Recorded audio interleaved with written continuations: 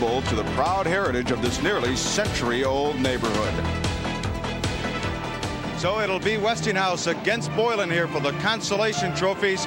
And to set the table further, let's send it over to center court where Kenny McReynolds and Brian Wheeler are standing by.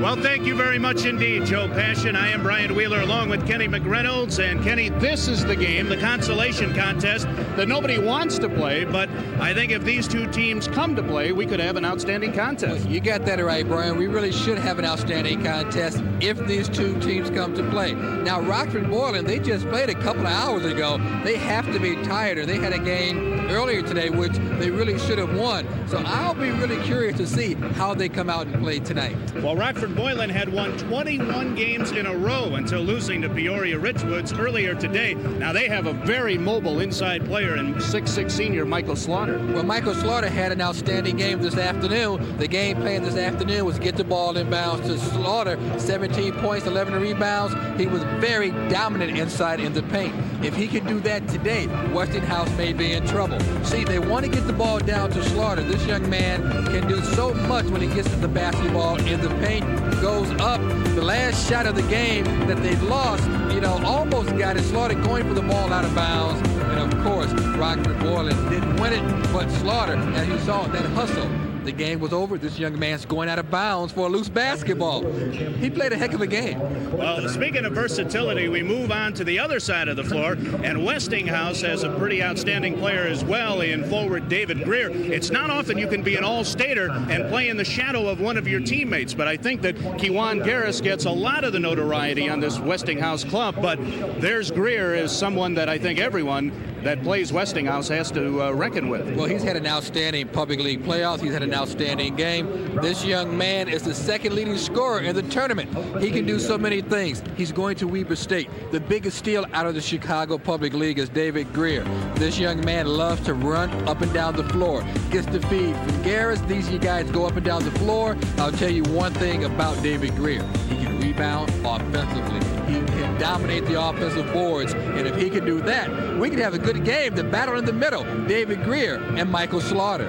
Well, you talk about steals of the recruiting season, and Weber State is certainly happy to have David Greer. He'll be joining their club next season. Meanwhile, the keys to this consolation contest brought to you by milk. It does a body good, and by the people who produce milk, the dairy farm families of Illinois and Wisconsin. Well, I think Boylan, you have to make Garris shoot. Let's face it. He loves to drive. You have to make him shoot. They need to take good shots also, Brian. They only shot 36%. Westinghouse, they must improve their shooting. They shot terrible this afternoon, and of course, they have to keep Slaughter off the boards. Well, Westinghouse is hoping for a little bit of deja vu. 11 years ago, they won third place in the state tournament. First ever chance for Rockford Boylan to take home a trophy. One of your network sponsors is Country Companies Insurance.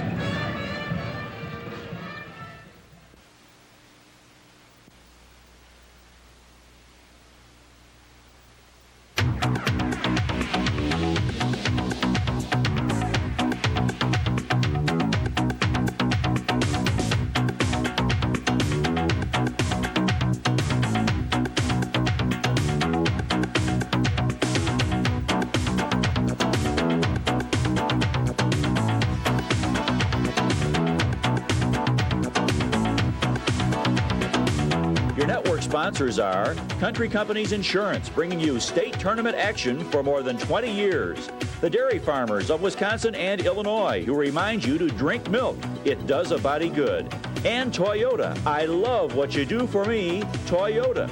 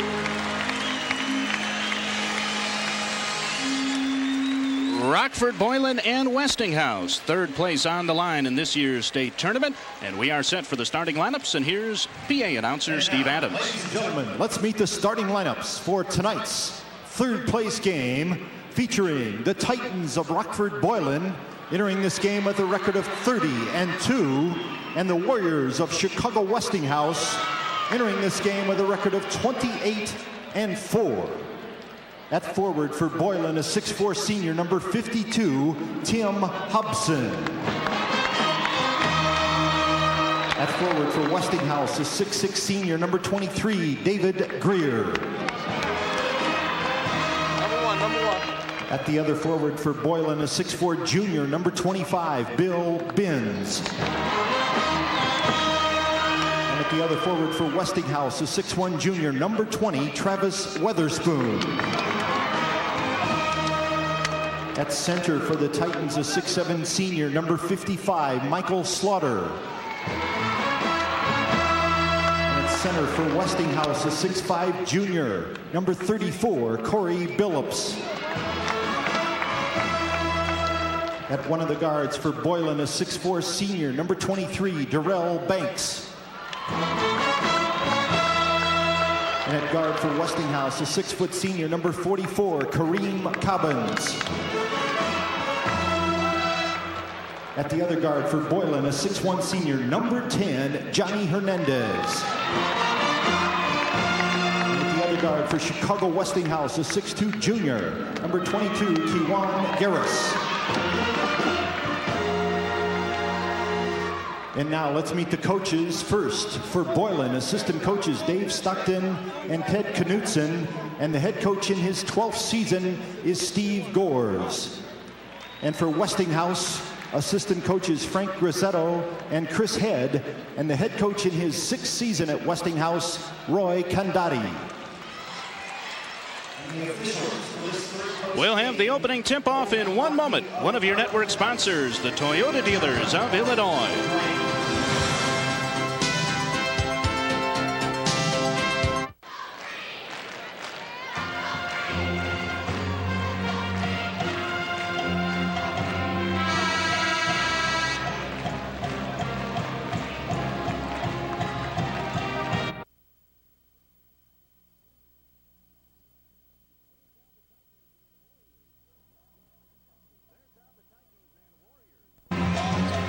There's how the Titans and Warriors will match up to start this contest.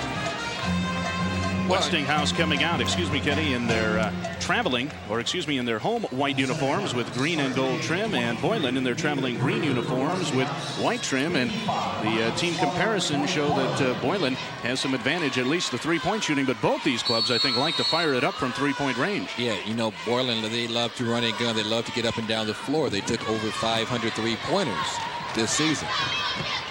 Boylan has had their 2 lowest scoring games all season in this downstate tournament. That's absolutely amazing, too. Westinghouse with the basketball, and David Greer missing the first shot attempt of the contest. But the Warriors on the attack with the offensive rebound. Kiwan Garris setting it up toward the timeline.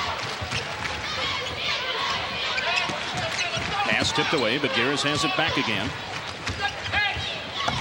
Now Witherspoon driving the left side, might have had it partially tipped, and Slaughter clears to Hernandez. Return to Slaughter, drives the lane and scooped it in. Well, that's what Rockford loves to do. They love to get up and down the floor. Of course, Slaughter runs the floor as well as anybody in the gym tonight. Boylan averaging 85 points on the season per game, but only 47.5 through 2 games here. Here's Slaughter knocking another inbounds or entry pass away, and another turnover for Westinghouse, and back on the attack, the Titans of Rockford Boylan leading it 2-0. Westinghouse in a zone, 2-1-2 zone defense. Here's Hernandez, will try a three-pointer. Threw it up long. Slaughter trying to keep it alive. He does. In the lane. And a foul called before Tim Hobson could go back up with that offensive rebound. Nice offensive rebound by Tim Hobson. He was fouled before the shot goes up. Hobson's having an outstanding state tournament. Actually, he's been their leading scorer in the state tournament. This young man has really come to play. Little Michael Jordan look with the shorts. And And here's a three-pointer off the inbound, missed by Greer. That flash foul on Kareem Cobbins. Almost another Westinghouse turnover. Garris controls, drives the lane, beautiful feed to Greer, and we're tied at 2. And we talked about David Greer, this young man, an unsung hero, but he can definitely play. Three-pointer launched by Binns is off. Ball tipped out of bounds, and 2 Warriors fought each other, and so Boylan will have it back. But we are seeing the up-tempo game that I think both these clubs would like to play. Yeah, they like to run and gun. Witherspoon and Greer fighting each other for their basketball. It goes out of bounds to Rockford Boylan. Hernandez with the skip pass, almost taken away. Now it is loose on the floor. Witherspoon steals, ahead to an open Greer for the left-handed dunk. Showtime, right into our slam cam. David Greer running the floor. The Westinghouse Warriors with the 2-point lead now, Brian. Now they're pressing the backcourt, trying to make an up-tempo basketball game, get some steals. Slaughter with the foul line jumper, tied at 4. This young man has really been impressive the last couple of days. Greer and Slaughter each with 4. 5:40 remaining first quarter. Corey Billups fades right baseline. Billups actually with his first 2 points downstate, had not scored in the 2 previous games the last couple of days. Well, when you have guys like Garris in there, you don't need much scoring from the other guys. Slaughter missed his first attempt, but follows it in. Boy, this young man has been very impressive, Kenny. He really has, and of course his coach says he's the most underrated player in the state. You won't get much argument from me. Greer with a tough shot. There was some contact, but Billups follows it in. So the fast pace has produced 14 points in 3 minutes of action. Boy, Westinghouse shooting 66%, 4 out of 6.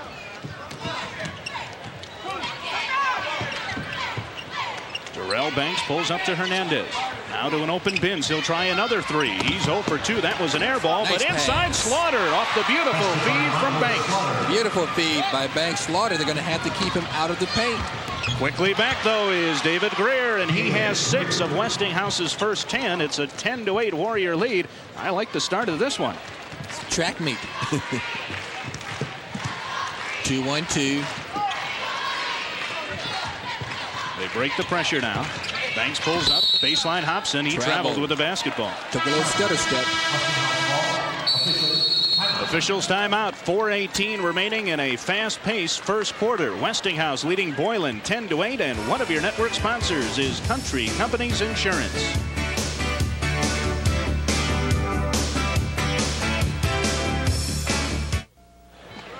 Well, we finally had an opportunity to catch a breath after the quick start to this one, and should Boylan win, it would be their first trophy in the school's history. Westinghouse looking for their second third-place trophy. They had one 11 years ago, as a matter of fact. Here's some pressure by Boylan, and it would have been an easy layup for Billups, but I think he took his eye off it just momentarily when he tried to catch that pass. Well, you have to look the basketball into your hands, Brian, before you make the movement. Look the ball into your hands, then move, just like a football player. Early substitution for Boylan. Greg Piancost, number 33, is in. Now driving the baseline. Feeds inside to Piancost, and that shot might have been rejected inside. And now Westinghouse back on the push. Cobbins to Billups. Well, Billups has decided that he didn't shoot much earlier this weekend down here. Now he's 3 for 3. Tim Goers, the son of head coach Steve, trying to pass the ball toward the timeline, and it's tipped out of bounds. So Steve Goers going to his bench early. And we have an entire new 5 on the floor for Rockford Boylan. Well, given this is a good opportunity for youngsters to say they had a chance to play in the state tournament, third place game, and of course, after the tough, heartbreaking game earlier against Peoria, you knew that Boylan would be a little bit tired. So you had to anticipate a lot of substitutions tonight. Billups with a bad pass, over leading Kejuan Garris by about 20 feet, and Roy Condati wants to know what was going through Billups' mind on that outlet pass. Well, you know, if the Warriors of Westinghouse can win it, this would be, look at the fast break points, 8 for Westinghouse.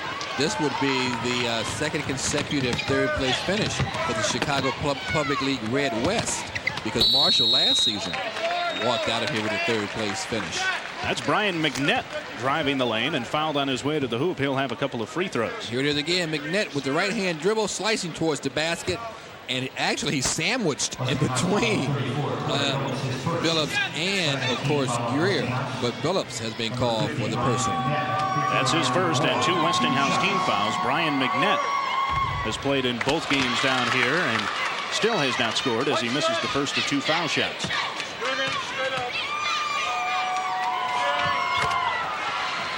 Has his first point, and it's a 12-9 Westinghouse lead. Breaking long is Weatherspoon to lay it in with the left hand. Weatherspoon just beat everybody down court. 14-9. Three-pointer launched along the right baseline by Dana Kiley. And now the steal in the forecourt by Piankos. He throws it ahead, and it's stolen again. McNett scores. Well, great anticipation by Brian McNett in the passing lane. He just came right down the middle of the lane and comes away with an easy 2.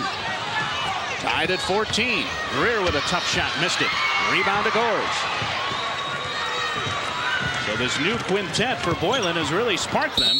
Ball tipped away and out of bounds by Kiwan Garris, and Boylan will have it back along the near sideline. And now some substitutions from Roy Condati. I'll tell you, neither of these coaches is afraid to use his bench. Condati used 14 players in Westinghouse's first game down here, 15 in the second, while Steve Gores on the other sideline used 10 players in the first game, 8 in the second. And as we see, Brian, a little helter-skelter basketball down here. Now watch the pass right there. Just comes right into the passing lane. Great anticipation by Brian McNett. Gores inbounds to Kiley. His pass is tipped, but Brian Thiede controlling toward the timeline. Now Tim Gores has it again. Westinghouse trying to trap a little bit. Kiley left baseline, leans in. Well, you can't give Kiley the baseline like that, Brian. You're playing for the outside shoulder, make him go inside. You let a guy go baseline, you're asking for trouble. 7 straight points for Boylan, and driving the lane for Westinghouse was Ronald Dooling, and he was fouled on his way to the hoop. Yeah, Ronald was a little bit out of control. I think he got away with the break right here because he could have been called for a charge if one of the Titans had just gotten great position, but they decided to go up with him. Ronald Dooling comes away with 2 free throws. Well, Steve Gores has to be very happy with what the 5 players off the bench did. They took him from a 5-point deficit to a 2-point lead, and now the 5 starters are back in. That last foul was on his son, Tim Gores, the first on Boylan, and 2 shots coming now for Ronald Dooling. Well, like a hockey team changing on the fly, or a football team getting the offense and the defense back on. Dooling missing the first of 2. He's a 40% foul shooter. 2 points in each of the 2 downstate games for the Warriors. 2:07 remaining in a very quick first quarter. Dooling missed them both. Ball tipped out of bounds to Boylan. Westinghouse trying to deny the inbounds pass. Full court pressure all the way.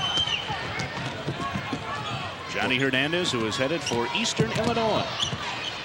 Starting quarterback on a 12-1 football team. Also an outstanding shortstop in baseball, so a 3-sport athlete at Boylan.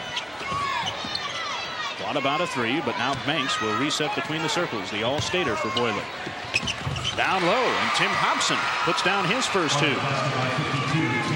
Hobson had a nice position down low, too, Brian. Used his body to seal his man off. Got the nice bounce pass. All he had to do was spin and turn to the basket. That's 9 straight points for Boylan. Their biggest advantage early at 4. Driving the right side, and a pretty shot by Richard Bibbs.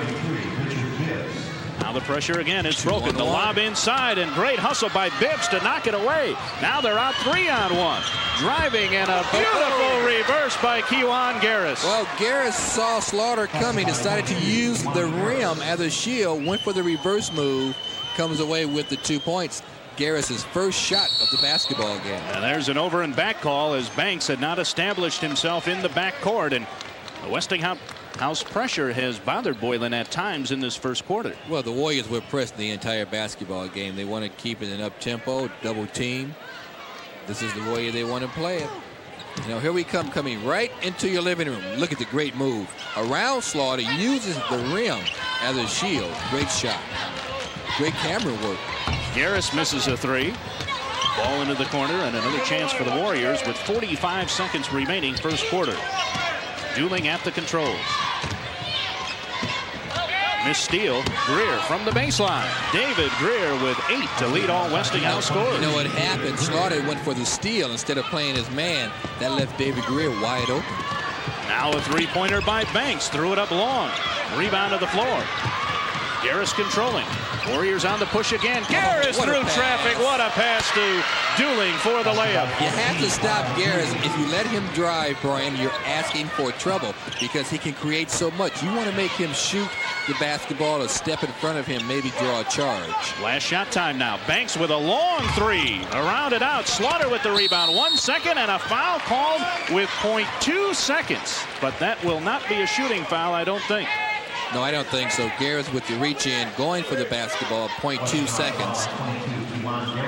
Boy, can you get a shot off in 0.2 seconds? They're going to try. Here's a three-point attempt by Banks. See right there. Well, I don't think the Boylan bench knew how much time was left in the quarter because Hernandez took the inbound and didn't even fire it up toward the hoop. So then look at the clock. Yeah, exactly. After Boylan had scored 9 straight to take a 4-point lead, Westinghouse closes out the quarter with 8 straight. And their lead is 22-18 after 1 here in the third place game of the 1992 Illinois State Championship. And one of your network sponsors is the Toyota dealers of Illinois.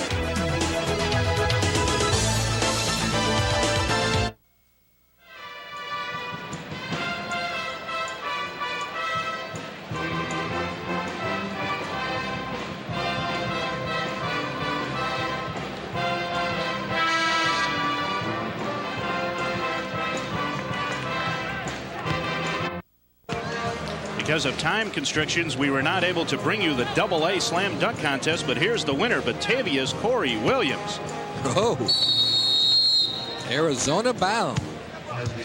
You'll be able to see him between games tonight, competing with the Class A champion, Tim Fluckey of Mount Sterling, Brown County.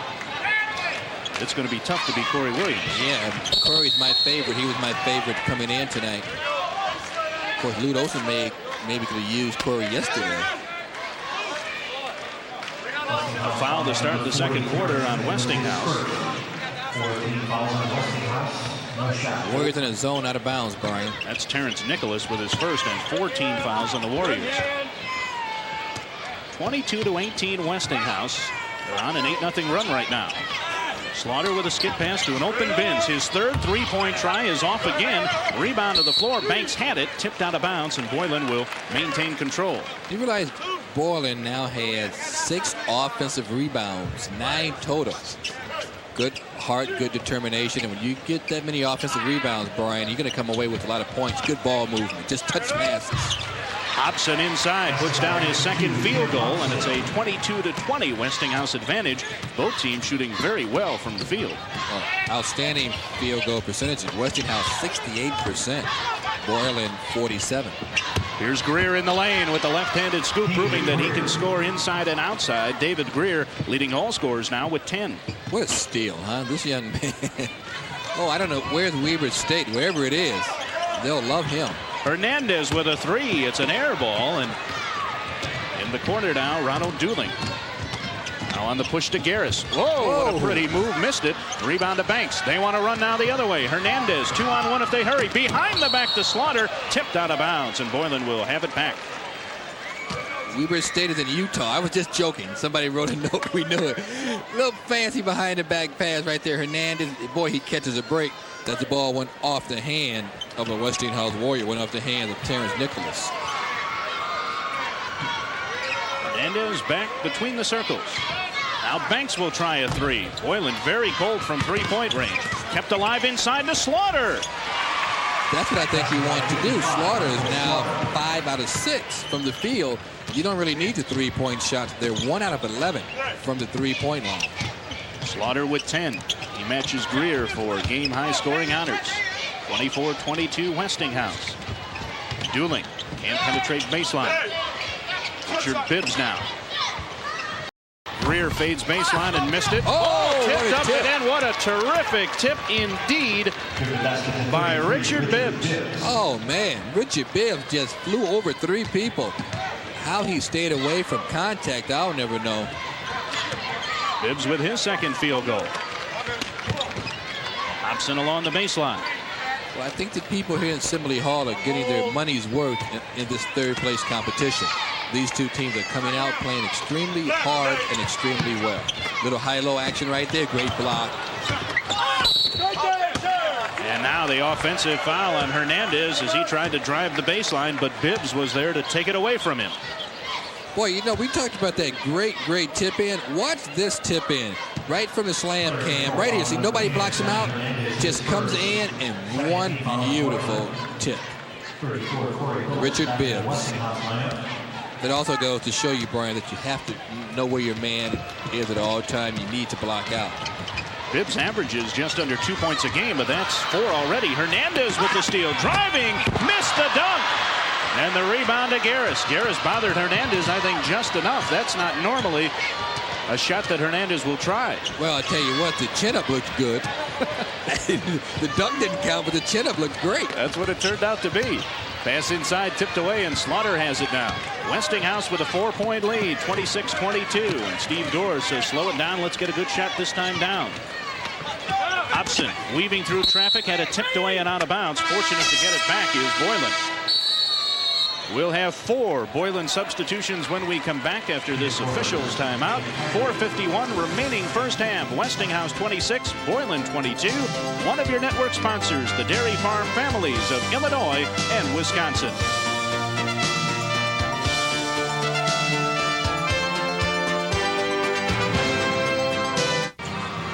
Transportation for our Class AA tournament crew is provided by Budget Rent-A-Car. Budget Rent-A-Car right in your neighborhood with over 45 Chicagoland and Central Illinois locations. The smart money is on budget.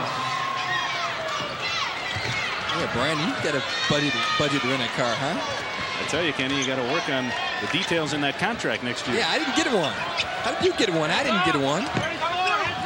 You didn't miss much, though, in your contract. that might be the only thing you didn't get. Yeah, wait until next year, boy. Ryan Feedy with a 3, and Boylan still cannot convert from three-point range. They've hit only 1 all night. Budget, do they rent Cadillacs? Anything you want, I'm sure. Okay, well, next year. I could see you in a truck. Hey, truck, Cadillac. Whatever gets you there, huh? Continental. Westinghouse. Garris has gotten them pretty far this year, but he misses that 3. Oh, tough rebound. Beautiful. Oh, a beautiful feed inside to David Greer, and he now has 12. Phillips did all the dirty work in that instance. And David Greer in the right place in the paint comes away with the 2 points. 28-22 Westinghouse. They've extended their lead to 6. Ryan McNett. Three-pointer tried right of the circle by Kylie. Missed. Here they come 3-on-1. Watch Garris. Nice pass. Oh, the layup attempt is missed inside by Cobbins. Greer had it back and is fouled on the way up. So Westinghouse now starting to get out and run, something they love to do. Especially when you get the ball in Garris's hand. Now watch Garris. Watch the pass. This young man can do so many things with the basketball. Little contact right there. Cobbins just couldn't complete the layup. As who else but David Greer with the basketball. Nice head fake. Actually hit by 3 men. Ryan McNett, the man among those 3 that has whistled for the Boylan foul, his first 3 team fouls now on the Titans. David Greer, just a 57% foul shooter, hits the first of 2. Leads this club in 3-point field goal percentage, in rebounding, is second in field goal percentage and in scoring. Certainly can do it all. Boy, how'd you like to be Roy Condati to have Garris back next season? That's the great part about it. The bad part, every college coach in the country will be calling Roy, hey, buddy. And now another steal. Right on cue. Garris with it. Now his reload shot is home. Pretty shot by Kejuan Garris, who now has 4. And Westinghouse has extended their lead to 10. Garris can do so many things. Ryan Feedy almost had it taken away. Trapped along the baseline. Now Tim Gores. Baseline is Kylie. Boy, look at Boylan. Only 1 out of 13 from 3-point range. They average about 18 3-point attempts a game, but normally they shoot 37% from 3-point range. Skip passes left and right. Slaughter in the lane, fights his way through, missed the shot, got his own rebound, followed it in. He'll have a chance at a three-point play. That's why I don't understand why I keep taking the three-point shots and Westinghouse can't guard Slaughter down low. He's 6 out of 8 from the field, and he has 4 offensive rebounds. Here it is again, put the ball to the floor, gets his man up in the air, misses, gets it right back, gets his guy back up in the air. Corey Billups, he's at the line. So why jack up 13 three-pointers? Michael Slaughter, Kenny, at 6'6" and 200, doesn't necessarily have as strong a body as I'm sure he will have once he hits the weights and he gets to college. But, boy, he knows how to maneuver inside and slither through people. He's a slasher. He really is a great slasher. And, Brian, what he does so well, he can put the ball to the floor. When you're 6'6" and you can put the ball to the floor, you can be a very valuable player. Of course, his coach says he's the most underrated player in the state of Illinois. And I'm telling you, not any arguments here. Completes the three-point play and has 13. Greg Piankos is in for Brian McNett for the Titans. That's an important three-point play, but at the other end, Greer gets it right back. 16 points now for David Greer. Slaughter double team. Wide open three by Banks. Put it down. His first three. That's good. You know, you get the high and low working right there. Slaughter had a man behind him. Kick it out to Banks, who was wide open. Now in the lane. A three-point attempt coming up for David Greer. He has just settled himself along that baseline, and the pressure by Boylan has not bothered Westinghouse at all. They have broken it for some easy hoops. Well, in our open, we talked about what it could have been the battle in the middle. I think the fans have really seen a great show, the two big guys in the middle. Watch David Greer. This young man gets the ball and bounce right there. Boy, he's really hit hard, boy, but he has the knack to go to the basket aggressively with the basketball. Greg Piankos with the foul, his first. 14 fouls now on Boylan. Greer threw it up short, and a foul going to be called over the back on Kareem Cobbins. That's his second, and now Westinghouse with 16 fouls. Well, Kareem Cobbins going to the boards aggressively. I'm sure Coach Ken Dottie can't be too upset about that. Nice aggressive foul. It's the dumb fouls that give coaches gray hair. Westinghouse with an 8-point lead. Boylan with the basketball. 2:10 remaining first half. Brian Wheeler along with Kenny McReynolds and Joe Passion. We're at Assembly Hall, the campus of the University of Illinois. 2-1-2 zone for the Westinghouse Warriors. Hernandez to Banks. Now in the lane, Hobson, double team, fades, missed it. Hernandez put it up and is fouled on the play. So Hernandez, who had been standing out along the three-point line, snuck inside and got that offensive rebound. He'll have 2 free throws, and if that's on Billups, it's his 3rd foul. It is on Billups. Now watch Hernandez. See, just great position. Sneaks inside, gets the inside position, and Corey Billups had no choice but to foul him. Now look at number 10, Hernandez. No one touches him, so he just slithers his way right inside. That's great position. You can get inside 2 men. Come away now with 2 free throws. Though Hernandez is only 6'1", he averages 3.5 rebounds a contest. And finally has his first point of this game, averaging 12 points a game and leading this team in assists at just over 6. Missed the second. Ball kept alive, but Westinghouse, now they're on the run once again.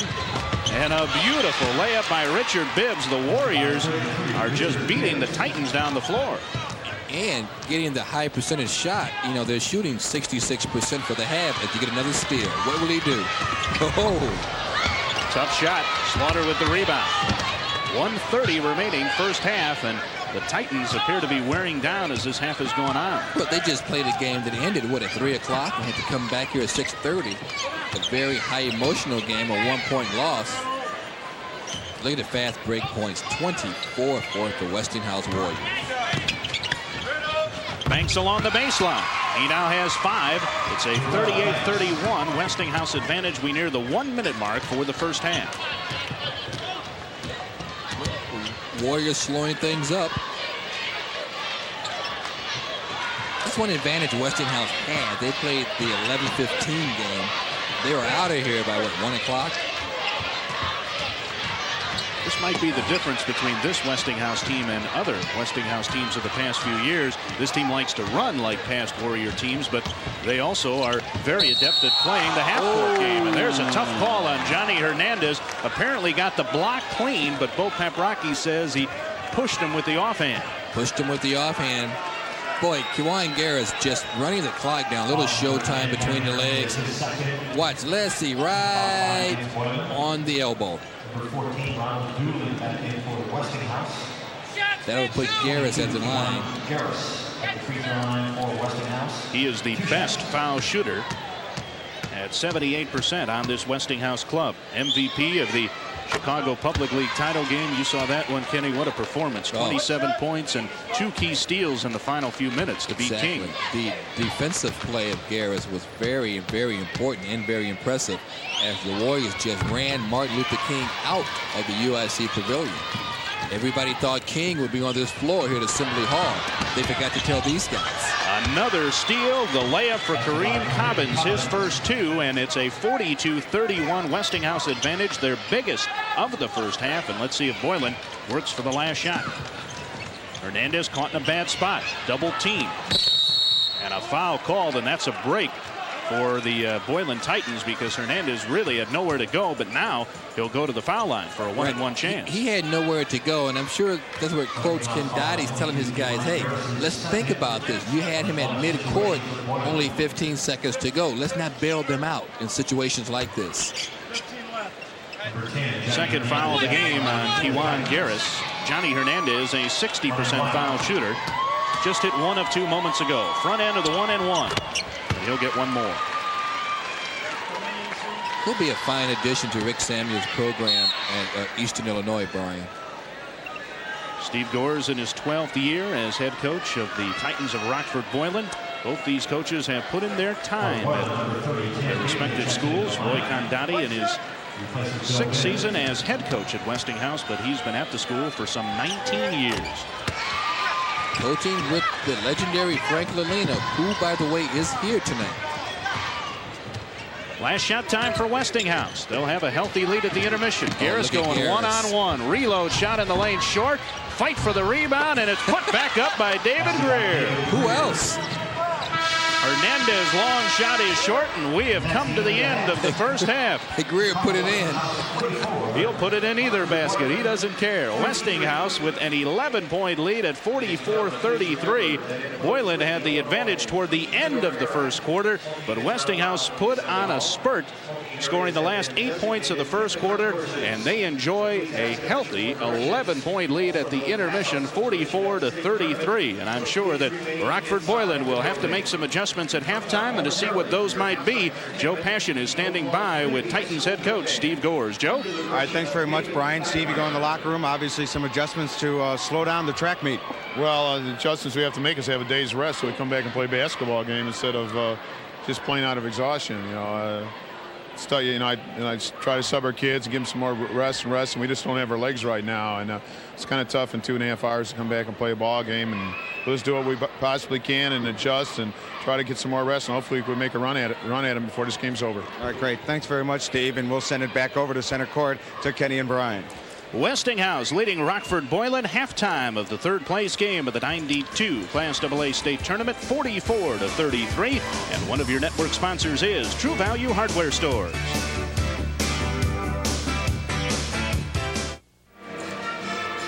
Westinghouse leading Rockford Boylan halftime here of the Class AA Boys Consolation Contest, 44-33. And welcome back to courtside. I'm Brian Wheeler along with Kenny McReynolds. And Kenny, a very honest assessment of the first half by Rockford Boylan head coach Steve Goers, saying that his club was downright tired. He made some substitutions, put 5 players in for 5 at one point, and got his team back in the basketball game. But the Warriors a little more rested, and boy, as that half wore on, they certainly showed that they were the team that had a little more spunk. Well, no question about it, especially David Greer, Brian. He has 20 points tonight in the consolation game. But let's face it, the Westinghouse Warriors played that 11 o'clock game, and they were never really in the basketball game this afternoon against Proviso East. Rockford in a 1-point thriller just 3 hours ago. Hey, you should be tired. Well, it's going to be a tough second half for Rockford Boylan. They'll have to get off to a good start in the third quarter of play. They trail by 11 here at the intermission, 44-33 to the Warriors of Westinghouse. And we'll return with more here at halftime after these local messages.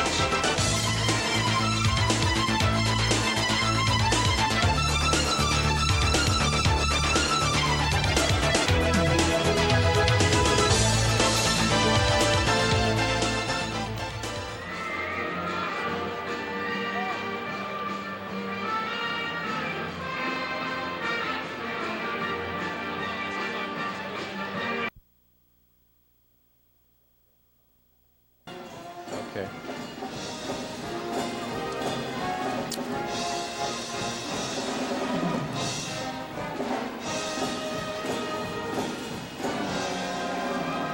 (74-61), the Indiana Hoosiers going to 9-1 on their home floor, defeating Northwestern and defeating the Wildcats handily with a big 40-point second half. Karen, when you take a look at that second half, they were tied at 34 to start this thing. No contest after a 22-6 run by Indiana. Well, they just really broke Northwestern's back. They kept the pressure on, and Indiana showed why they're a team that's potentially, as the Big Ten season wears down, they'll be right up there on top. I asked Jim Izzard, you know, aren't you the smallest team in the Big Ten? He said, how about in women's basketball? He doesn't have a starter who's 6 feet. He's only got a couple of 6-foot players on the roster. They came in there and did such a job on the offensive boards. You wondered who was big and who was small, and it just doesn't goes to show you, or shows to go you, that height doesn't necessarily mean effective rebounding. He's got some real good athletes. The post players that he does have inside, Pam Owens showed us today why her presence is so important. She was out most of the year last year with recurring knee problems, so she just really gets in there. She created a lot defensively and was able to just follow up and push the ball out for her teammates to score. 9 rebounds in the first half alone, and again, the offensive rebounds were a big factor. She had 6 of them. Well, that and also just her defense. They came up with so many steals, which was Northwestern. They really tried to push the ball inside. They had some success early in the game, but just really overdid it. And what can you say about Chris McGrade? Hey, a 5'3", she gets out there. You know, her three-point shooting today really showed us something. She, as a player, has taken more three-point shots than the entire Northwestern team. So interesting, because Chris McGrade only shoots about 30% from the field, but she hit 5 straight shots today, including 3 three-pointers. She was definitely on her game. Let's take a look at the leading scorers. And for Northwestern, Michelle Savage fouling out with 22 points. Kelly Cole with 10, the only Northwestern players in double figures. From then it drops down to Maya Whitmore with 7, Heather Ertel with 7, Myra Kennelly with 4, and Nancy Kennelly with 6 all in the first half. Taking a look, very, very balanced scoring from Indiana. That's been the story all season when they've been on, and they have been on a lot more than they've been off. Chris McGrade, the freshman, leading them with 15 points. Douglas, who had 23 the other night against Wisconsin, chipped in with a big 14, especially some important points. 10 of them coming in the second half. Tish Hill, who ran the club, you couldn't lay off her because she'd hit the shot. She got 11 points to go with 5 rebounds. And Pam Owens, who was plagued by foul trouble through most of the second half, had 8 big first half points, a total of 10 for the game. Well, both these teams certainly have a lot of work to go. We talked about Northwestern's schedule, where they have some big games with Iowa, with Michigan State. Both of those are at home. Northern Illinois, a non-conference game, which Chicago area fans know is quite a rivalry. That's going to be also in Evanston.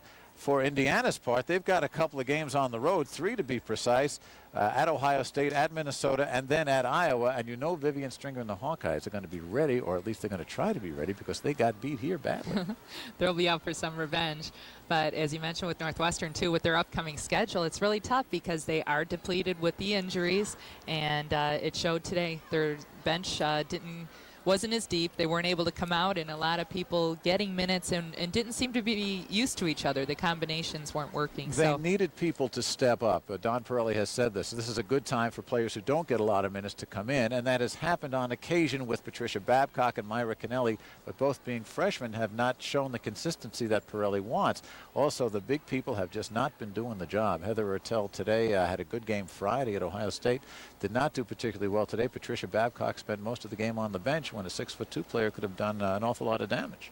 credit Indiana too. Boy, they really came out, and they're a real scrappy team, and it was just really impressive to see how a team with no starter really over 6 feet tall, they're able to just get in there and they dictated the tempo. They came up with the key steals, and they were just really a pleasure to watch.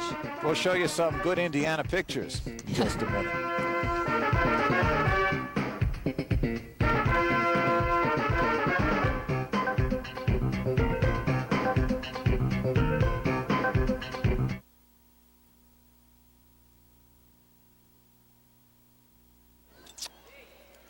Yeah. Oh. Okay, now we have highlights or what?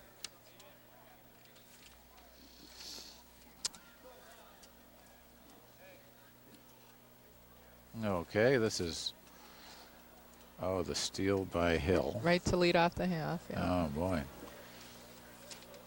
Okay. And again, the turnover, right? This is Hill again. Oh, yeah.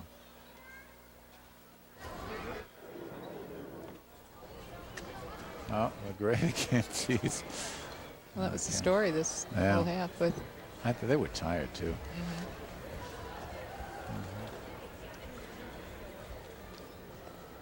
Oh, God.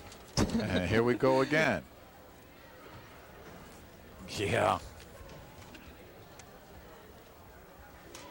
Okay. Okay.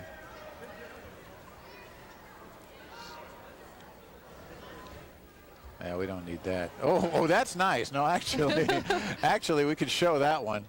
Thanks a lot.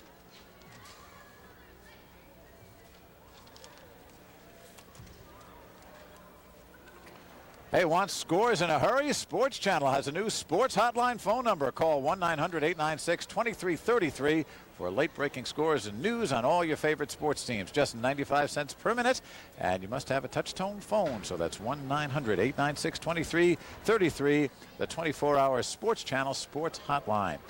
Well, let's take a look at some of the highlights here in the second half. Again, 34 all. Halftime, everything was tied. Both teams, well, as they say, could have gone either way, but it went one way and one way quickly, and that way was Indiana. And that's how they started the half. Tisha Hill just right in the passing lane, and Kelly Cole not alert with their pass. Again, another turnover. This time it's Tisha Hill. Watch Chris McGrade on the right. Perfectly filling the right lane. Tisha Hill with a nice dish off there, and boy, we just saw that all afternoon, and McGrade decides to take that steal herself, and got so many easy layups. Well, Northwestern has offensive power, and usually it's in the form of Michelle Savage, again leading the game with 22 points. But watch this, again the lazy pass. And Tisha Hill sitting back there licking her chops, and she came up with a lot of steals in the second half. No, did a nice job too is Lori Meinerding off the bench. She just really spotted up from outside behind that three-point line, went inside a few times, and she was a difference in the second half as well. Well, you see the scoreboard waving in the breeze, and it's waving goodbye to Northwestern and waving hello to Indiana. 5-4 in the conference, 74-61 the win. And again, Jim Izzard with a team that's got some nice balance and some good veteran help, and of course good freshmen certainly are feeling good and will be doing well, or will be trying to at the end of this Big Ten season, because they look at an NCAA bid in a very realistic manner now. Well, they finished right near the bottom of the Big Ten last year, and they're healthy this year, and they've got those senior leaders and plus a real good freshman class. So if not this year, they'll be right up there the following year too. And Northwestern, we'll see them next week against Michigan. Meanwhile, they will have played a couple of very critical games for them on the schedule, and we'll see how they do. They've got to regroup in a hurry. We'd like to thank our sports information departments for both schools as always, and we'll see you again live next week from Evanston. Our next Women's Big Ten Game of the Week on Sports Channel comes your way next Sunday at 11 a.m. Central Time when Northwestern hosts the University of Michigan. This afternoon's game has been produced and directed by Tim Sutton. The executive producer for Sports Channel, Steve Corman. Remote facilities provided by Trio Video of Chicago. Stay tuned next for our Chicago viewers on Sports Channel for Fishing North America. For Karen Stack, I'm Mike Liederman saying so long from the Assembly Hall in Bloomington, Indiana. Once again, the final score, Indiana 74, Northwestern 61. The preceding has been an exclusive presentation of Sports Channel.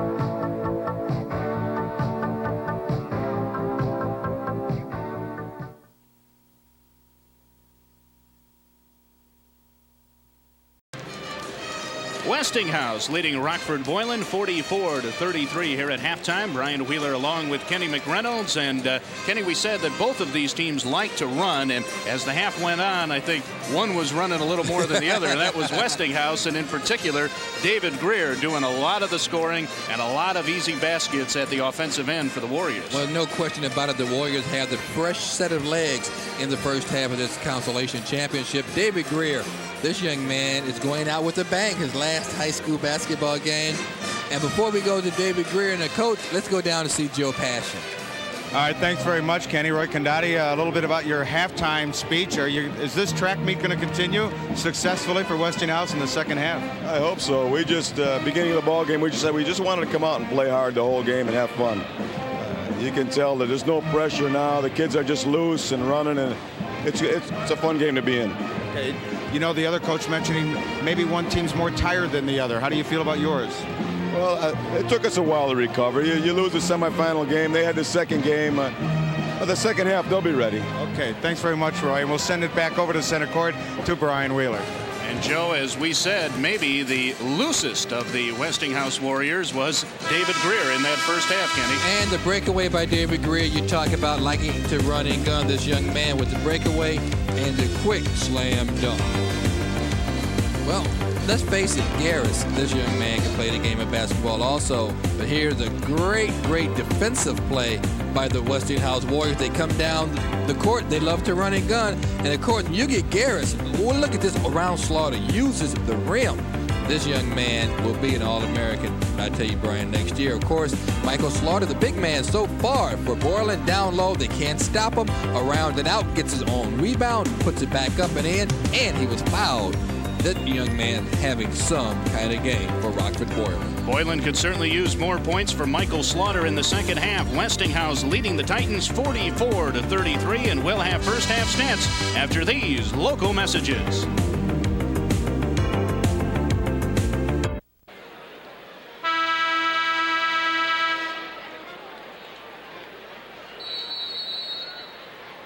As we start the third quarter, it's Westinghouse possession.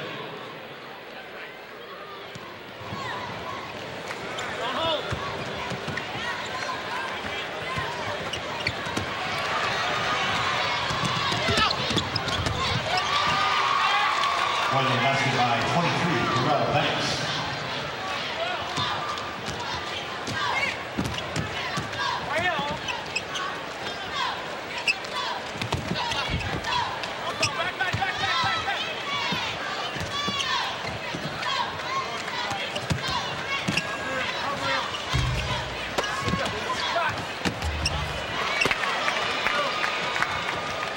Basket by 44, Darrell Banks and Kareem Cobbins have scored to start this second half, so still an 11-point lead for Westinghouse, but a tough move along the left baseline by Tim Hobson. He now has 6, and Boylan has cut the Westinghouse lead to 9. We've played a minute of this third quarter. Yep, still an up-tempo type of basketball game.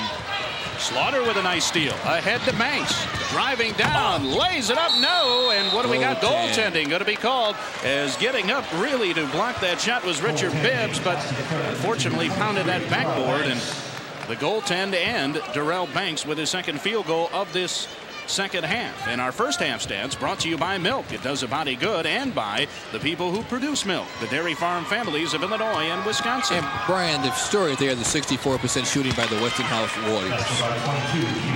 Juan Garris scores at the other end, his third field goal. He has 8.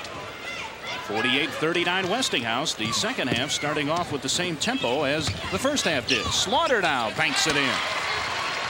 I'll tell you what, this young man may get out of here with 25, 30 points. He's at 15 now, 7 out of 9 from the field.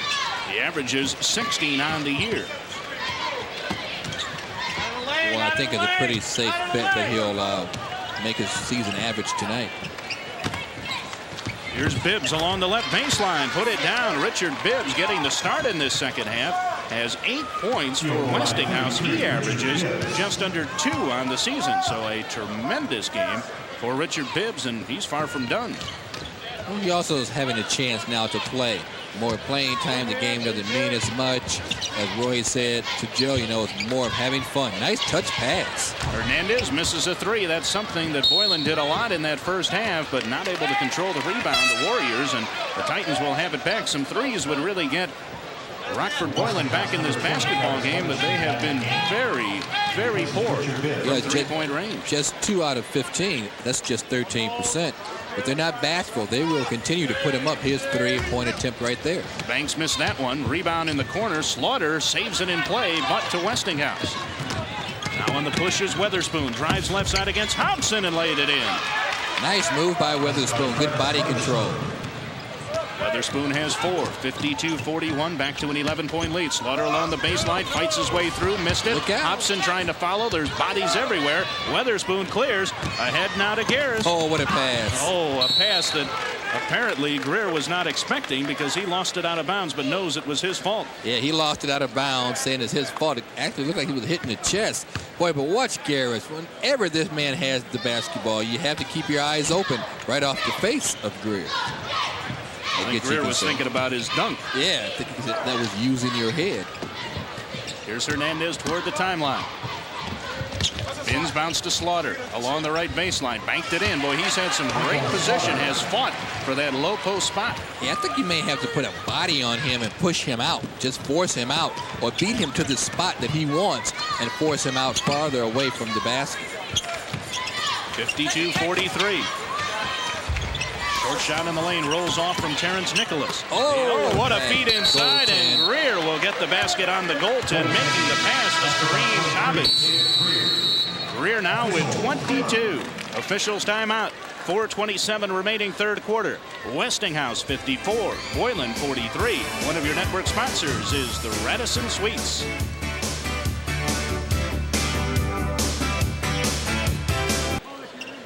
At halftime of our championship game, the Country Company's three-point showdown, the Class AA winner, Corey Shelby of Joliet West. He'll be squared off against Mike Abens, the Class A winner from Salmonac. And Corey Shelby shoots like he did earlier today. He will probably take home that championship, but we'll have to see. The Country Company's three-point showdown, halftime of our Class AA championship game, still to come. Turnover for the Titans. They've had a few in this contest. Westinghouse with the basketball back, leading by 11. They have not led by more than that. Boy, look at Greer. A lot of contact. Banks comes out of the pack with it. Oh, what a feed to Hernandez. Well, the Titans showing they can still run up and down the floor, catching their second win. The two senior co-captains combining on that basket. Hernandez with his first field goal has but 5 points. Now Garris drives the lane on Hernandez. Missed the shot. Ball tipped to the floor. Now loose inside. Hobson trying to control it. It's out of bounds off Hobson, and Westinghouse will have it back. Kareem Cobbins had a pretty good chance to score on a rebound follow, but couldn't get it done.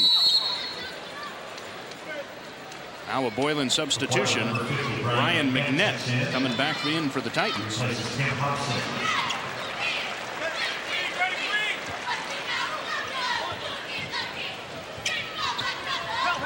Now they back. Oh, what a lob to David Greer. He has 24. What a terrific out-of-bounds play that was. Oh, I tell you what, A lot of teams will set that play up out of bounds. You need a back pick, get a guy to just run the back baseline, but you need a perfect lob.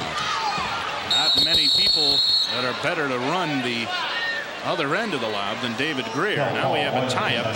The alternate possession will keep it in the Titans' hands with 3:13 remaining here in the third quarter, and Westinghouse holding on to their 11-point lead that they had at halftime. Well, David Greer, this young man, has had an outstanding basketball game. What you do, you just go up, and David Greer comes down. You need the pick, Brian. You need to back pick whenever you want to put that out-of-bounds lob like that. I know when I was at DePaul, Marquette used to run that all the time using Glenn Doc Rivers. Another good man to run it. You better believe it. By the way, his mom is here. I guess once a Maywood Pirate in Proviso East, always a Proviso East Pirate. Johnny Hernandez, he has some room from three-point range, but the skip pass to Kiley. Now Banks returns to Kiley. Banks with a long three. Put it down. That's his second three of this game, and it's an 8-point game, but quickly back is Garris. Underneath Nice with the beautiful feed. And the layup by Ronald Dooling. And now the steal. We go end to end. Rebound followed by Greer. Boy, he has been everywhere for Westinghouse now with 26 points. This is David Greer's type of basketball game, Brian, up and down the floor. 60-48.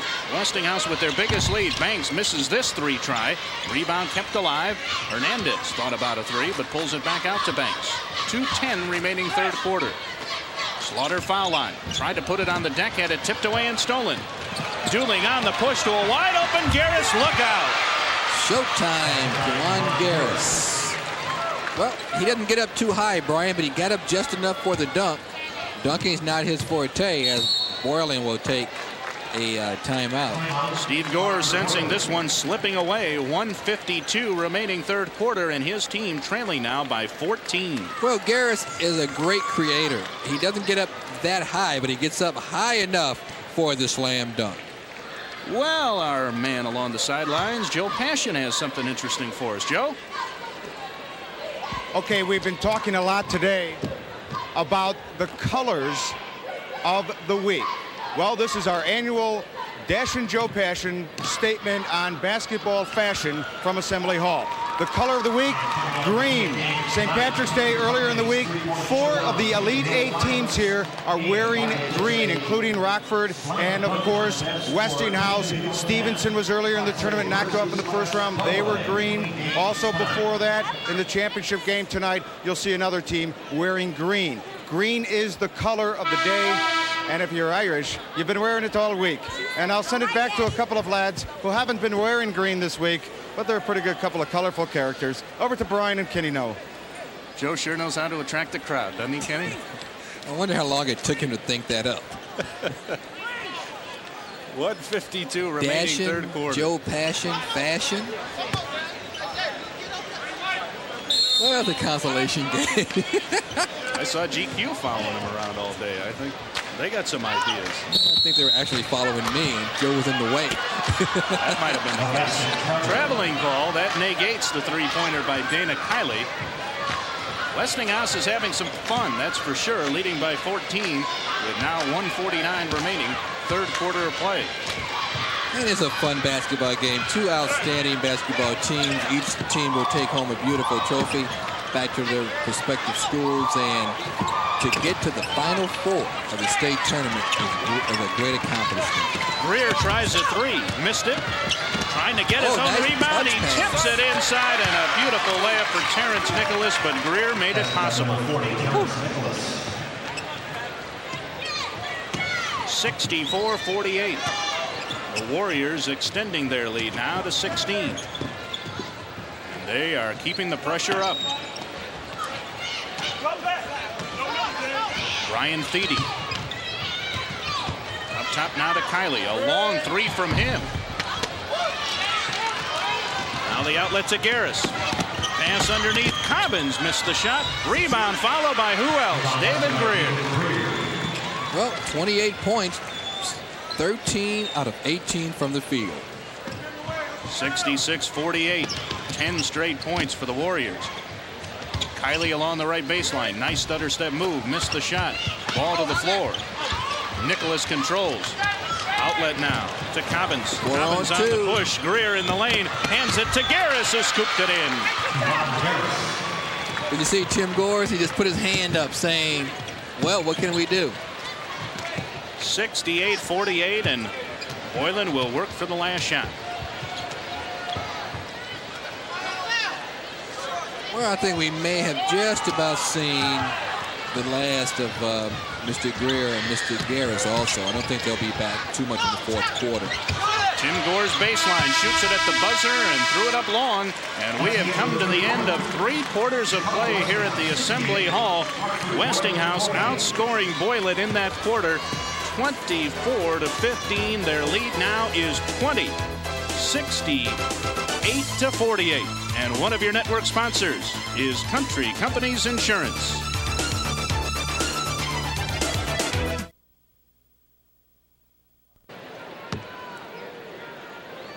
Starting lineup, Mike for Boylan, 23, Durrell Banks, 25, Bill Wins, 55, Michael Slaughter, 62, Tim Hobson, and number 10, Johnny Hernandez.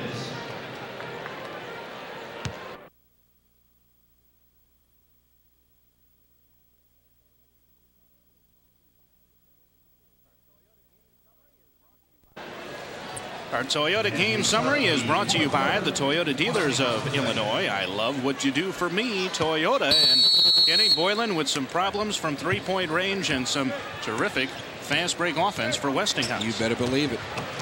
By the way, Brian, we set a record for the least amount of fouls called in a quarter. None were called in the third quarter. I think your idea for official Bullpen Brocky was a good one. Try to go for the record for an entire half. Well, that's our first foul of the half. Had to call one there. Yep, I blew it at the jinx. The old McReynolds jinx. Michael Slaughter picking up his first foul. And David Greer, 2 of 3 from the foul line tonight. Looking for points number 29 and 30.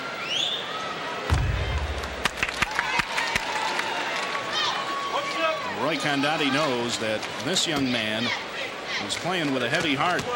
His Aunt Mary Clemens passing away recently. Her funeral was just on Thursday, and we're dedicating this tournament to her. Missed the second foul shot, but Travis Weatherspoon put it down. Yeah, on his wristband, he has her initial on his left wristband. 71-48 by my count. 15 straight Westinghouse points. Here's a tough shot by Banks, an air ball, and Slaughter trying to save it, can't do it, and Westinghouse will have the basketball. Banks, I think, just trying to generate some offense for Boylan. It has been a tough second half for Steve Gore's crew. But at least the young men have been coming out. You know they're tired. They're giving it their all. They're playing hard. It's been a fun basketball game to do, Brian. It's all you can ask of any team. Play as hard as you can. Always a pleasure working with my idol, Brian Wheeler. Oh, I thought it was Joe Passion. Travis Weatherspoon. Come on. Weatherspoon put down the 3. Yeah, Brian, you were my idol when I was in grade school. 18-0 run for the Westinghouse Warriors. Hernandez can't put a stop to it. Greer had the rebound, but Banks follows it in. He now has 14. 74-50 Westinghouse with 6:40 remaining in the consolation game. Weatherspoon along the baseline, missed it. Rebound followed up and in, though, by Terrence Nicholas. Nicholas now has 4. Roy Condotti not calling off the Wolves yet. He still has that full court pressure. Beautiful feed from Slaughter to Hobson. Well, you know, coaches coach until the final buzzer rings. The buzzers ring? Well, buzzers buzz, I don't know. Hey, it's a consolation game, okay? Anything's possible. 2 minutes gone, fourth quarter. Westinghouse by 24 big ones. Harris will be patient, but Slaughter steals the pass. 2-on-1 with Hernandez. Lobs to Hernandez. In the lane, he laid it in.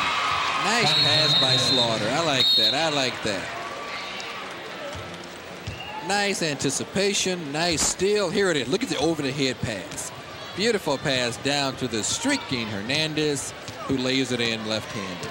Slaughter continues to show more and more versatility at 6'6" to be able to steal the basketball and lead the rush at the other end. Yeah, like you said earlier, Brian, you know this young man, he will fill out some physically.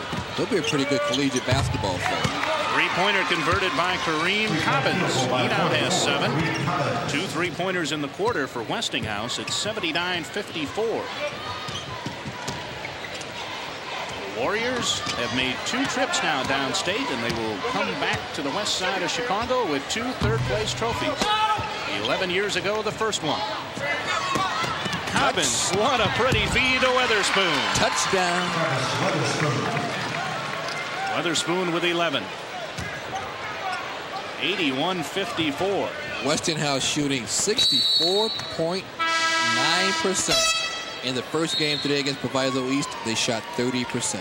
And remember, they missed their first 13 shots from the field in that game. No such problem here in this one. Officials timeout. 4:49 remaining in the basketball game. Westinghouse leading Boylan 81-54. And one of your network sponsors, the dairy farm families of Illinois and Wisconsin.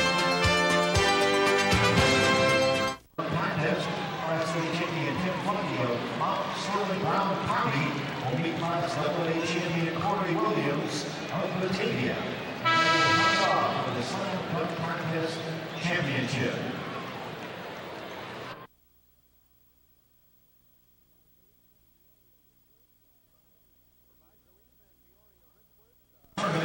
Proviso East and Peoria Richwoods are standing by for the championship of this Class AA tournament. And at halftime of that game, Country Company's 3-point showdown.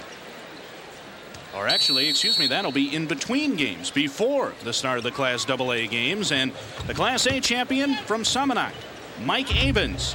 We showed you Corey Shelby from Joliet West, the Class AA champion, but Mike Abens will be an able opponent for Corey Shelby coming up the Country Company's 3-point showdown before the start of the Class AA game. 81-54, Westinghouse with the advantage. Kewan Garris out front. Shot that one in some tough luck, and Brian McNett clears for Boylan. Steve Gores has pretty much gone to his bench now exclusively. Kiley loses the ball, and there's Greer. Westinghouse on the run again. At the other end is Vernon Hampton, had a shot blocked from behind. Out Kiley for Boylan. Tim Gores along the right baseline. Down low to McNett, who scooped it in. That's by number 50, Brian McNett. Brian McNett with 5. Boylan will be losing some key players. 4 starters, 4 senior starters off this club. So they'll have to regroup.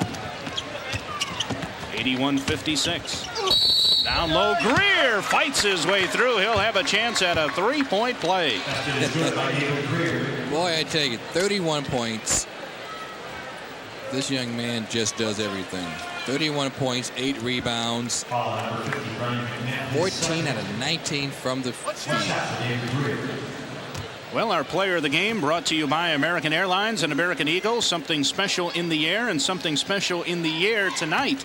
In this one, Westinghouse co-captain David Greer. Boy, he just does everything. Here's that nice alley-oop lob on the out-of-bounds play. Does a little chin-up on the rim. Takes a bow. Says thank you very much. Wish I could do a chin-up on the rim as Kiley hits a 3-pointer at the other end. Can you do a chin-up period? I thought that might be covered. 83-59 Westinghouse. Can you do a sit-up?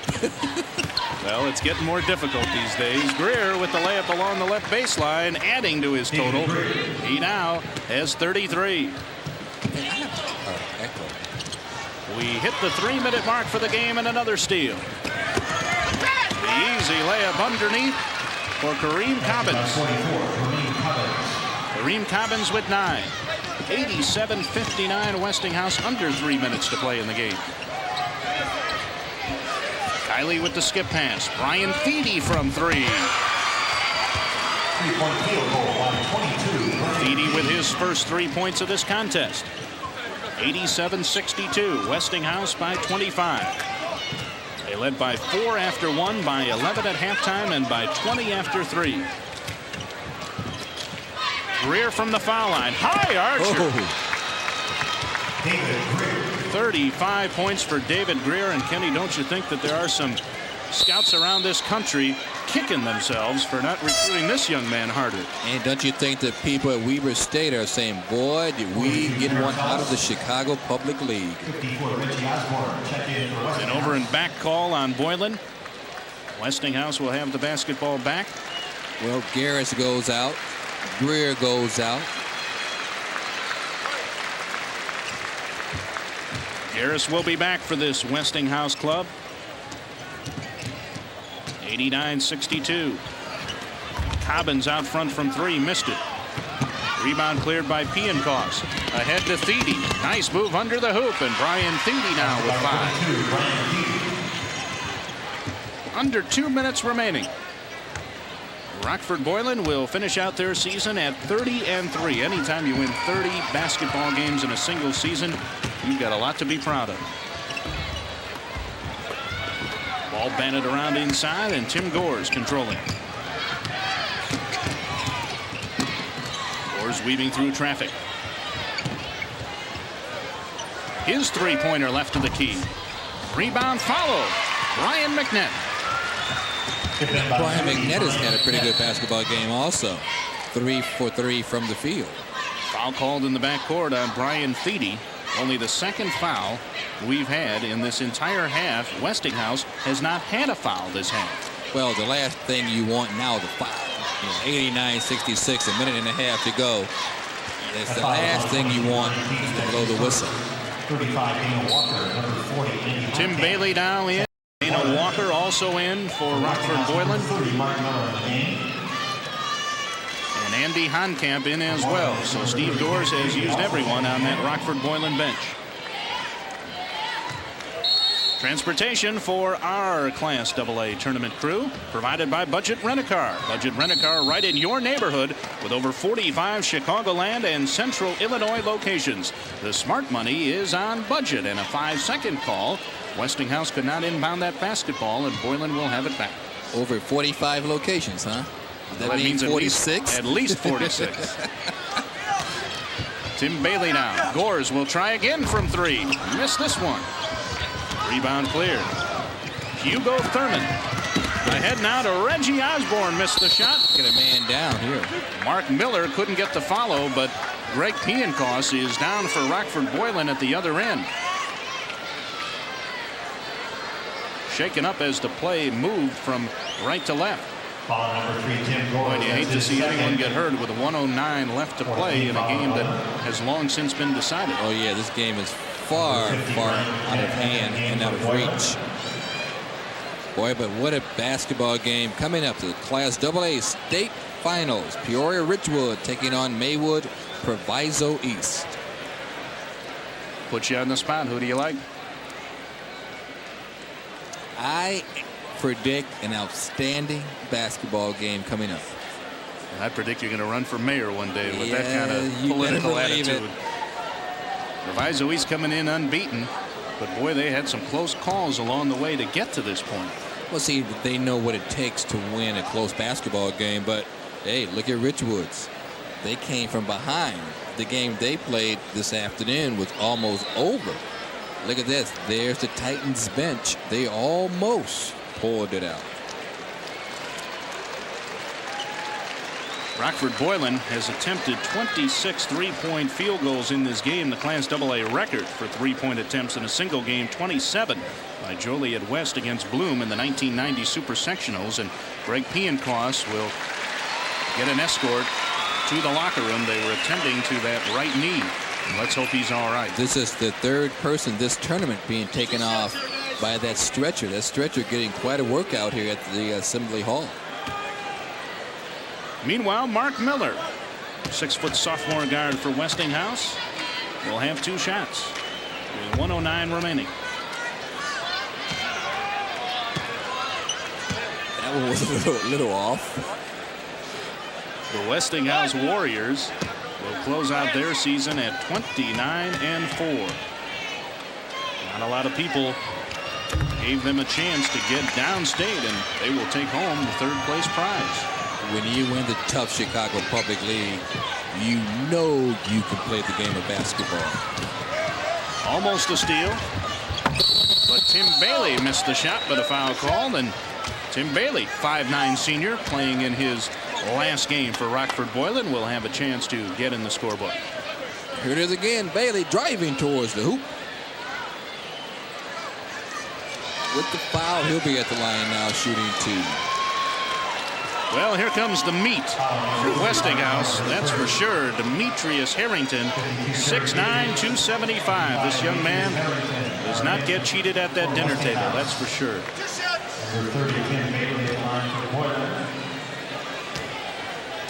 You won't even touch that one, will you? Bailey with 2 shots. Rims the first one out. Just don't tell Demetrius where I live. Steve Gores has had an outstanding season. The Titans of Rockford Boylan. And this is certainly not indicative of the kind of year that they've had, playing this one under tough circumstances against a more rested Westinghouse club that and also a good Westinghouse. Hey, there's Demetrius. Oh, Demetrius put it down, and he has become a quick, proud favorite. Well, he jumps higher than Thomas Hamilton. Well, that's true. Doesn't get quite the notoriety that Thomas does from King. Here's Andy Honkamp missing the shot. Ball fought for underneath, and 2 free throws coming now for Brian McNett. 33.9 seconds remaining. And Westinghouse leading Boylan 92-67. So the Warriors, who average 73 points a game on the season, are now up to over 90 as Demetrius Harrington puts one down. He takes up a lot of real estate. And a lot of uniform, too. Brian McNett, who averages just about 2.5 points a game. What grade is Harrington? Will he be back? He is a junior.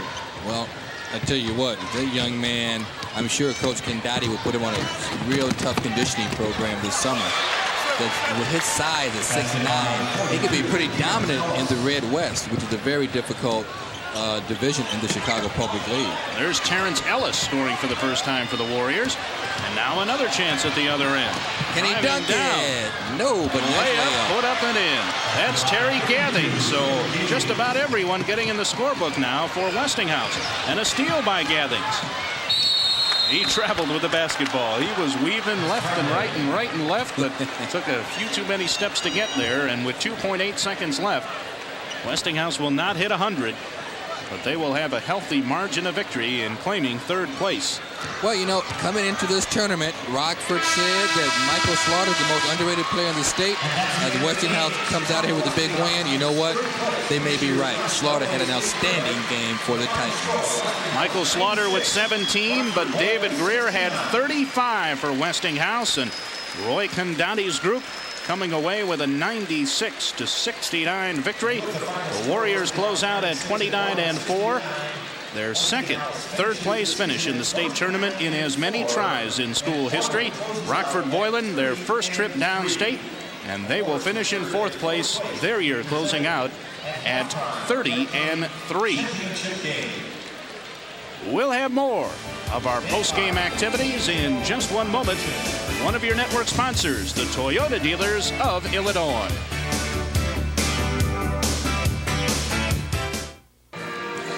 An impressive performance for the Warriors of Chicago Westinghouse, defeating the Titans of Rockford Boylan 96-69. And Joe Passion is standing by with a big reason why the Warriors emerged victorious tonight. Joe? All right, Brian, thanks very much. David Greer is the big reason why. Another big game. It seemed like you were not tired from the game earlier. You put it all out there tonight. Well, we knew we was a little flat this morning. That was a letdown, but hey, we had to get back up for this game because, you know, hey, we third place in the state now, so hey, that's something to be proud about. Roy Condati, I think, put it very accurately when he brings home maybe the biggest one-liner of the night. Only 2 teams in the state of Illinois can win their last game. We wanted to be one of them. And you were. Congratulations, guys, for a great tournament here today. Thank you. All right, have a great time celebrating, and that's the championship for them tonight because they do take a trophy home, the 3rd place trophy for Westinghouse, and a championship in their own right for Rockford Boylan for finishing 4th in Class AA. Now, stay with us because we are going to have the three-point King of the Hill shootout with Country Companies and the Slam Dunk finals coming up momentarily. But first, let's wrap up this consolation game. Back with Brian Wheeler.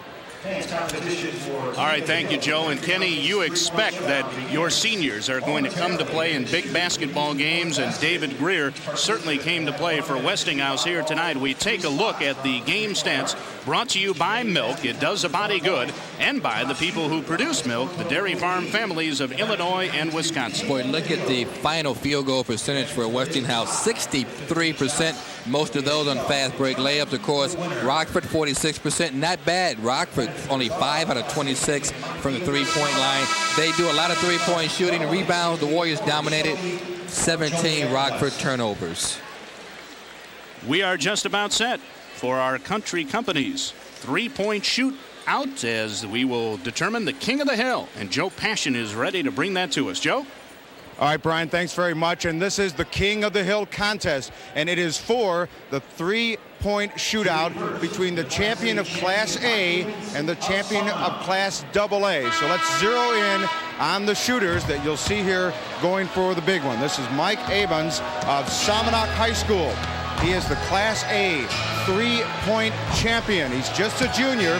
He will be taking on Corey Shelby of Joliet West, who's standing by, warming up. Now these are 3 racks, each with 5 basketballs, 1 point apiece. Should there be a tie, there would be a shoot-off with 2 racks of 5 balls apiece from the baseline, not from the top of the key. Right now, Mike Abens of Salmonock High School is on a roll. He's also a baseball athlete, a shortstop and pitcher, honor student, and in the student council. And right now, on his last basketball, gets it off heavy off the rim. So Mike Abens of Salmonock High School, the Class A shootout champion, comes up with 7 points. AA champion Corey Shelby of Joliet West High School. It is now time for Corey Shelby, Joliet West. He had a total of 11 in a shootout earlier today, and then had to have a shootout against a man he tied, Quincy Trice of Zion Benton. Corey Shelby is also just a junior, a track athlete who was a sprinter, who decided to play baseball this spring. He'll be playing right field where his hero, Darryl Strawberry, normally plays. And Shelby, you'll see he'll shoot from about 20 feet back, and he gets into a groove, and he is tough to stop.